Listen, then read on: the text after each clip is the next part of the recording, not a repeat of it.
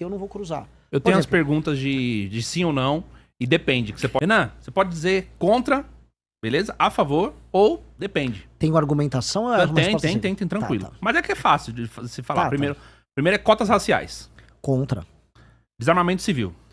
Contra. Descriminalização do aborto. Descriminalização do aborto? Contra. Contra. Privatizações. Depende. Depende? Qual privatização você seria a favor? Qual Porque dane-se um sistema de entregas que a gente pode ter. Tentando entender que a gente talvez tenha que ter algum subsídio para regiões muito distantes do Brasil, porque senão ninguém vai conseguir mandar uma correspondência pro Acre, tá? Então, igual linhas aéreas, também tem que ter isso. Se ninguém tem uma linha aérea para algumas regiões, uma coisa financia a outra. Você vai precisar ter isso. Dito isso, não é estratégico. Agora, Petrobras, no mundo que tá indo pra essa crise de recursos naturais, mas nem a pau. Até porque você venderia a Petrobras pra quem? Pra uma estatal saudita ou pra uma estatal chinesa? PetroChina. Ué. PetroChina é a maior empresa do mundo, cara. 1.300.000 funcionários. Vamos lá. Pena de morte? Sou favorável, mas é inexequível agora. Exatamente. Homeschooling? Sim. Sim. Posso fazer só uma ressalva? Não é solução pra educação. Eu acho que a pessoa tem o direito de escolher. Tipo aquele casal que foi condenado, né? Exato. Exatamente, dito isso, o problema da direita é tomar o todo pela parte. Tá bom. Então, homeschooling é maravilhoso. Então vamos ter só homeschooling. Não, isso não é solução pra educação. Porque não é assim nos Estados Unidos, hein? Lógico só pra galera entender, porque nos Estados Unidos, primeiro que não é em todo lugar, né? Nos Estados Unidos são os estados que mandam e tal. E nos estados onde tem homeschooling, o homeschooling ele é uma opção. Entendeu? Ele é uma opção. Mas só pra deixar claro também, não quer dizer que tenha homeschooling e a escola não deixa de existir. Porque a escola, ela é... Então você tem, por exemplo, se eu dou aula pro meu filho vai ter que ir na escola fazer uma prova pra mostrar que ele validar passou, o pra validar e tal. Lógico. Então... É que assim, tanto o armamento civil quanto o homeschooling são duas pautas que a gente trouxe da direita americana no Brasil. E aí tem muito político de direita que fala assim, pra acabar com os bandidos é só deixar eu ter uma arma. Não, não é. Você não vai acabar com o bandido tendo uma arma, assim como a gente não vai resolver o problema da educação no Brasil com o homeschooling. Dito isso, são dois direitos que eu acho que pode garantir, não tem problema nenhum. E o armamento também nos Estados Unidos tem uma coisa histórica muito forte lá da guerra, lógico, né, e tudo mais, né? Vamos lá. MST. Pô, contra. Bomba atômica. A favor. Aí sim, tem que ser.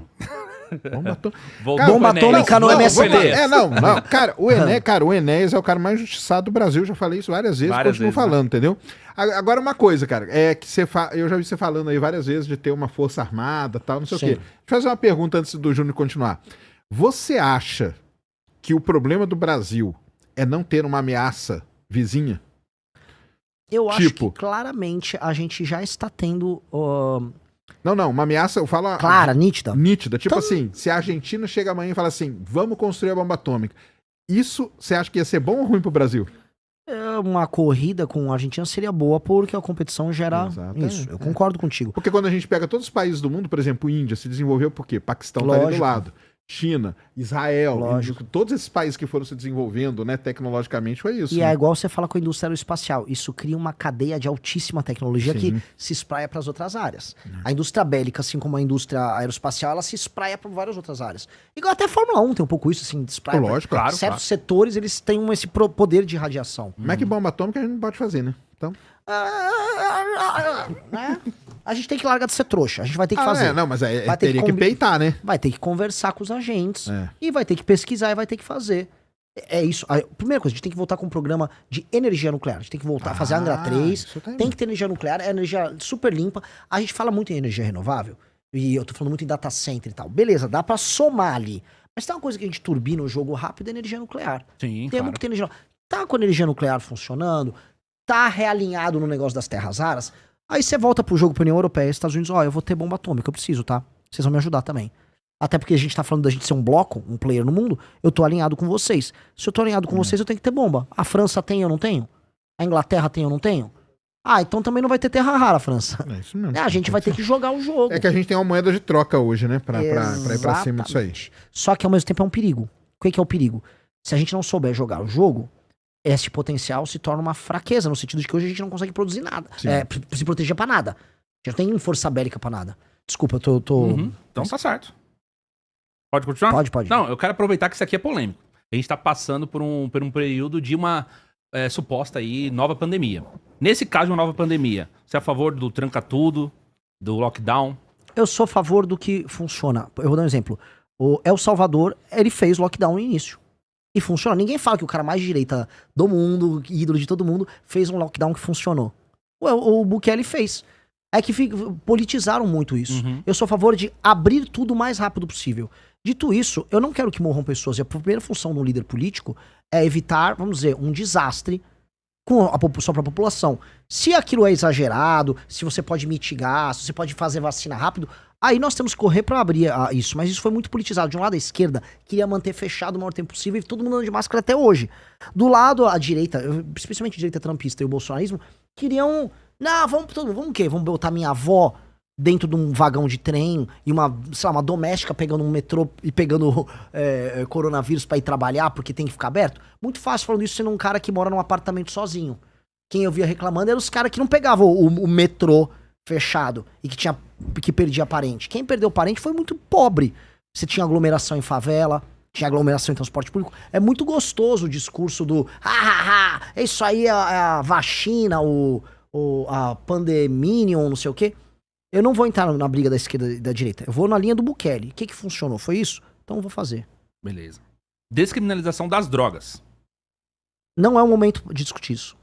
Porque você tem cartéis multibilionários construídos com base na venda de droga. Eu gosto da ideia no futuro de a gente discutir estado a estado isso. Só que isso não é pra hoje. Isso daqui 20, 30 anos. Não é um tema pra agora. Tem gente que fala que, por exemplo, que se você se você quiser tirar alguma força do crime organizado, seria de repente legalizando, porque aí você vai ter um controle maior, tributação, é menos dinheiro na mão deles, é um mercado que ele já tem. Isso é uma discussão de 30 anos atrás. É. Porque hoje o Comando Vermelho, ele faz ocupação territorial, ele tem outros negócios correlatos que ele pôde construir através da venda da droga, e o PCC exporta a droga. Uhum. A droga, ela tem a rota que eles chamam de bioceânica, então ela vem da Bolívia, de outros países, ela passa pelo Brasil, e a técnica do PCC é em fazer isso chegar na Itália, por exemplo. Fazer chegar na Espanha. Essa é a técnica deles. Então, nem é muito sobre aqui. Só que a questão é que com esse complexo econômico que eles criam, eles investem em várias áreas, eles lavam dinheiro em várias áreas. Esse é o problema que nós temos hoje, e a ocupação territorial. Por isso que eu acho que é uma discussão para depois. Para agora é essa discussão, tem que destruir esses caras. Porque eles não vão querer deixar de fazer ocupação territorial, simplesmente porque eles têm outros negócios que atuam. Essa é uma discussão para ter 30 anos atrás, ou 40 anos atrás. Perfeito. Castração química de criminosos sexuais. Gosto, eu prefiro até uma pena de morte pro cara nisso, ou prisão perpétua. Bom, revogação da CLT e, no caso, qual a sua opinião sobre a justiça do trabalho? A justiça do trabalho tem que acabar. Extinção? Ela custa 23, 24 bilhões por ano. Ela é anti-negócios, ela parte de premissas. Que a primeira premissa inicial dela é de que o trabalhador é hipossuficiente. É isso mesmo. Logo, aquele que julga tem que julgar de modo a criar um equilíbrio. E esse equilíbrio significa romper um acordo que foi feito entre as partes, de modo a privilegiar um dos lados, porque supostamente isso seria justiça social. Isso é uma máquina geradora de injustiça. Isso é uma máquina que beneficia advogado pilantra a ficar entrando com ações em série. Porque é o famoso advogado trabalhista malandro, que é um clássico brasileiro, que ele ganha muito dinheiro, porque ele sempre vai ganhar na justiça trabalhista. Tem juiz que faz o extra petita, que ele dá mais do que foi pedido. É um clássico. Isso gera insegurança jurídica e baixa produtividade, inexistência de uma relação entre as partes baseada em confiança. Então o que a gente tem que ter? Facilitação, leis trabalhistas muito simples e claras. E tudo isso julgado na justiça civil. São 23, 24 bilhões por ano que eu economizaria acabando com a justiça trabalhista. Sabe o que eu falei com esse dinheiro? Tira de impostos ligados à contratação. Tira da folha. Pronto, o trabalhador perde a justiça do trabalho e você ganha dinheiro no fim do dia. Tesão, delícia. Perfeito. Bom, continuando aqui, isso aqui é uma coisa interessante também. Urna eletrônica, sua opinião, seria voto impresso? Lembro de você já ter falado sobre o voto impresso antes. Sim, historicamente eu fui favorável ao voto impresso. Em tese, como princípio, eu gosto da ideia de você ter o maior número de, vamos dizer, de verificações, que você possa ter da validade do processo democrático, porque o processo democrático é a base do sistema, se você não está confiando nele, você não tem mais sistema. Dito isso, a crítica que existe sobre nós é o fato da gente não ter apoiado isso durante o Bolsonaro, porque o Bolsonaro usava isso como um instrumento para politizar o resultado da urna e aí ele tentar botar pessoas na frente de quartel para pedir golpe de Estado. Eu não vou cair no truque do Bolsonaro. Eu não sou trouxa, eu não tenho QI de 50 Então eu não vou pegar o Bolsonaro, que é um orangotango, e vou cair no truque dele. Ah, mas você falou. Ah, você tá pegando... É igual quando a Dilma pediu uma constituinte. Eu sou a favor de uma constituinte, mas não a da Dilma. Então eu sou a favor do voto impresso, mas não do Bolsonaro usar isso enquanto bota um monte de maluco na frente de quartel. Porque eu não sou um orangotango igual o Bolsonaro, não sou trouxa. Você vai pedir a criminalização do comunismo? A gente já tinha falado disso antes, mas olha, eu gostaria de pedir a criminalização do Centrão, acima de tudo. Tá. Mais perigoso que o comunismo. O Centrão é o maior No problema do Brasil, Brasil. Porque o Brasil não vai virar um país comunista. Agora o Brasil é um país do Centrão. Acho que já temos aí a resposta do problema. Isso mesmo. PL do crime de misoginia. Pô, né? Totalmente contra. Pena que eu sou o único na direita que é contra, né? O partido do Zema, o partido do Flávio e o do Caiado votaram todos a favor. Acho que foi até o Zema falou que ele não via problema, né?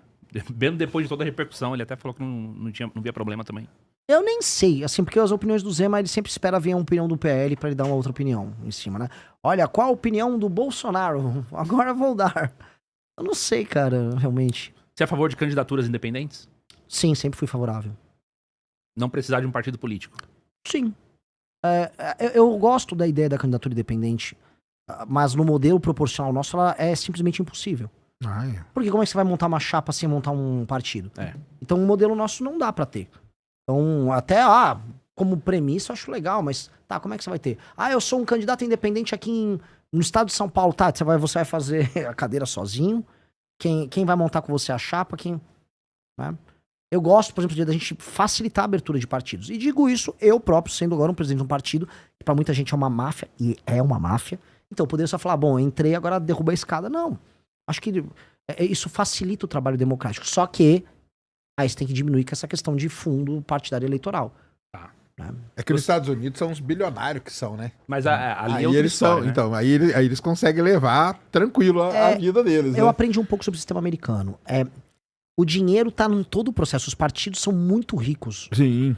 E você tem, vamos dizer, as regionais estaduais, por exemplo, do Partido Republicano Democrata. É muita grana, são os empresários regionais. É uma máquina que funciona sozinha ali. Vamos lá. Tem uma coisa interessante aqui, tem a ver com essa questão do fundo partidário e financiamento público de campanhas. Chegando à presidência, você pretende extinguir? Não. Não? Não, primeiro porque eu não vou conseguir, porque os partidos não vão querer. O que eu vou fazer é criar uma disciplina. Hoje o fundo partidário e eleitoral são determinados pelo número de deputados que você elege. Portanto, qual é o seu estímulo? Elege o maior número de pessoas populares. Bota a Erika Hilton aí, bota o Tiririca. O que precisa ser feito? O fundo partidário eleitoral obedecer a critério de desempenho dos prefeitos. Então, se um prefeito que está no meu partido, ele melhora a saúde de acordo com tais e tais critérios, melhora o SAEB lá no município dele, melhora a cobertura de esgoto, aumenta a atividade econômica, ele vai ganhar uma quantidade determinada de pontos. Pondero pelo tamanho da cidade, e aí pelo número de cidades que aquele partido tem, e isso estabelece o quanto ele recebe de fundo. Você condiciona uma performance nos índices à grana. Aí, essa grana não vale. Essa grana é investimento. Porque eu tô dando a grana apenas para que atendendo o Você sabe resultado. como funciona hoje? Você pode explicar pra gente? Hoje é assim. Hoje um partido lança para deputado federal um monte de gente. E senador. O número de votos para deputado federal o número de deputados eleitos determina a quantidade de dinheiro proporcional que você tem da cota do fundo partidário e do fundo eleitoral. Portanto, para que servem os partidos hoje? Eles servem para você lançar deputado. Então, todo o foco dos partidos no Brasil é lançar deputado. E aí os deputados ganham e eles mandam no partido porque eles têm o dinheiro, eles condicionam o dinheiro do partido. Uhum. E essa é a base do Centrão. Isso Mas quanto de dinheiro? Você tem de fundo eleitoral praticamente 5 bi a cada 2 anos, isso vai sendo corrigido. E aí o valor, eu não sei se é 2,5 bi por ano. É muito dinheiro. É, isso aí. Partidário, por ano. 1 bilhão por ano. Então são 4 bilhões a cada quadriênio, mais 10 bilhões de eleitoral. Então a cada quadriênio são 14 bi. É muita grana. É grana. Por isso que a galera quer manter. Aí grana. o Centrão consegue fazer essa base dele forte por causa disso. Não, e isso Não sem só- roubar, né? Não, é que Sejão, o dinheiro tá nos mais de 50 bilhões de reais em emendas. Imagina que Não, mas pra chegar na emenda tem que estar. É que é um ciclo, né? O negócio é um ciclo. Você ganha o fundo porque Sim, tinha emenda ou tinha emenda porque ganha o fundo? É isso mesmo. Na prática, um retroalimenta o outro. Tem mais alguma pergunta, Sérgio? Antes da gente ir pras polêmicas? Não, pode ir. Pode ir. Você pontuou, hoje saiu lá a pesquisa, então você tá com 6,9 na pesquisa da Quem Atlas, diria, né? hein? Tá Pro movimento que feliz? acabou. Não, eu tô feliz por chegar até aqui, mas estou ansioso de deixar esse número pra trás, porque eu tenho que ganhar a eleição. Beleza. Ao que você considera, por exemplo, surpreendente resultado da sua campanha, já que você tá no partido que é o partido mais recente de todos, ou seja, não tem parlamentar, não tem base constituída em outros estados, não tem um prefeito lá que você ajudou a eleger, que vai te puxar voto agora nessa eleição. Pode explicar pra gente? Nós somos pessoas sinceras e inteligentes e trabalhadoras. Apenas isso. E aí outras pessoas que são sinceras, inteligentes e trabalhadoras reconhecem isso. É uma identificação identitária. O cara do Lula não se identifica com o Lula. Ah, o Lula é um retirante que virou presidente, deu certo? Sim, sim. O do Bolsonaro não se identifica, sei lá, ele fala verdades. O nosso é, pô, esses caras são... Eles têm uma energia naquilo que eles fazem que é muito diferente. Isso cativa. A gente bota o coração naquilo que a gente faz, a gente topa perder pelo que a gente acredita. Isso tem um valor. Não é todo mundo que percebe, mas inicialmente um grupo percebe. E essas pessoas estão botando muita, vamos dizer, muita vontade verdadeira em me fazer crescer. E isso é muito mais mérito desses milhares e milhares. Eu tô falando de centenas de milhares de pessoas que estão ajudando a impulsionar a pré-candidatura e que, a despeito de não ter grana, de o partido ter sido formado agora, estão me permitindo crescer. Pô, eu tô na frente do Caiado, que é governador, e é do PSD, que é o partido que tem mais prefeitura no Brasil. Tem dinheiro infinito. Eu tô na frente do Zema, que é o governador do segundo maior estado. Pô, eu tenho que ser muito grato a essas pessoas. Elas viram algo no que a gente faz que muita gente não vê, muita gente em posição de poder não vê. Mas às vezes eu sou parado por um entregador e o cara fala, pô, não vai falhar, hein? Tô botando... Pô, isso me pega, cara. Isso me pega muito. O entregador fala, não vai fazer cagada, eu doei pra você. Eu falo, por que você doou pra mim? Não doa, não. E ele doou. Ou eu, por exemplo, quando eu fui fazer um encontro em São José dos Campos, veio um monte de moleque do ITA, que tá no outro lado. É o cara que é o capital humano de altíssima qualidade. Fala, Renan, eu não quero ir pro mercado financeiro. Eu quero montar minha empresa de tecnologia. Então, o cara do ITA, que no fundo ele quer viver uma espécie de Vale do Silício no Brasil, ao entregador que tá pagando as contas na casa dele e fala, não vai fazer merda, hein, Renan? Eu, caramba, que responsa. Que responsa. É muito grande. Só que eu sei, assim, eu sei que eu vou ser mais cobrado que os demais. A régua conosco é lá em cima. Do Flávio Bolsonaro estão esperando assim, pô, não rouba tanto. A régua pro Flávio é não roube tanto quanto o Lula. Pra gente poder falar, melhor você do que o Lula. A régua conosco é, assim, você foi incoerente numa fala de 3 anos atrás e isso aqui pode... A régua com a gente... E a gente topa a régua, sei lá, no alto. Dito isso, as pessoas que eu tô cativando, por mais que elas sejam mais difíceis de conquistar, elas vão construir isso como um projeto de vida. Então eu não posso falhar. Porque é um projeto que as pessoas têm que dizer, ok, isso aqui é um projeto que vai mudar a minha geração. Você tem um destaque, principalmente entre os jovens, certo? A galera ali abaixo dos 24 anos, você desponta ali na liderança da preferência do eleitorado. Exatamente. Essa galera mais jovem comprou aí o discurso que você tem feito desde sempre e a sua candidatura. A questão é possível que de repente algum outro candidato tenha um desempenho também nesse público jovem e cative essas pessoas de uma forma Nessa eleição? Nessa eleição. Não. Assim, o Lula e o Flávio estavam muito próximos de mim. Só que eu imagino o seguinte, quem é jovem e está preocupado com política, está comigo. O do Lula e do Flávio é recall do voto na última eleição, do que os pais falam. Não há muita politização, porque uma pessoa jovem, sabe, com referências novas sobre o que é o mundo, pô, tô com o Lula aqui. Essa pessoa não tá com o Lula, né? Tô com o Lula. Você não acha que vai ter um elemento de surpresa nessa campanha? Não. Porque... Eu acho, por exemplo, se os comunistas, né, desses comunistas web tivessem um candidato, também ia cativar uma parte do eleitor jovem. Porque eles também se comunicam nisso. De maneira equivocada, mas se comunicam. O Nicolas teria uma parte disso, por mais que menos do que as pessoas imaginam, que a boa parte do público dele são pessoas mais velhas, senhoras de idade, bolsonaristas. Mas quem está com o espírito do tempo da geração mais nova somos nós. Isso, pra mim, tá nítido. Entendi. Então você acha que você não perde esse eleitorado? Não. E como você pretende conquistar o eleitorado mais velho? Fazendo a mesma coisa que eu conquistei esse. O segredo é não mudar. O segredo é explicar o que eu tô fazendo. Fazer com que...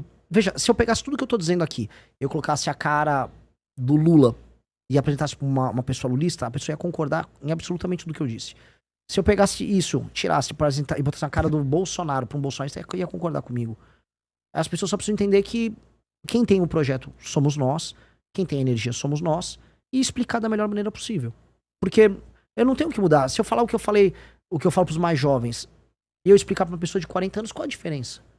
Ah, o cara quer que eu mate menos bandido porque ele é mais velho? Eu não acho. Ou ele quer que eu entregue todas as terras raras pros gringos rápido porque ele é mais velho? Não. É a mesma coisa, só que essa pessoa tá acompanhando menos a gente em rede social. Existem essas questões dos algoritmos. Onde eu vou quebrar isso? Indo pra TV. Por isso que o Flávio avisou semana passada. Se o Renan for pro debate, eu não vou.